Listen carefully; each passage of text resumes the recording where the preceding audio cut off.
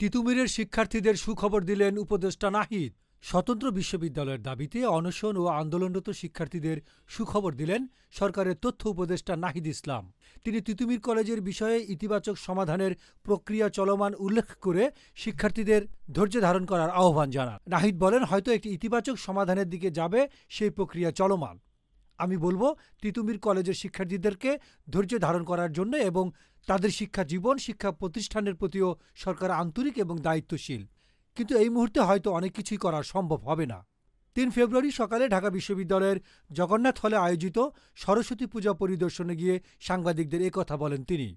শিক্ষার্থীদের জনভোগান্তি না করার আহ্বান জানিয়ে তথ্য উপদেষ্টা বলেন, জনভোগান্তি যেন না হয় সেই বিষয়টা আমাদের মাথায় রাখতে হবে।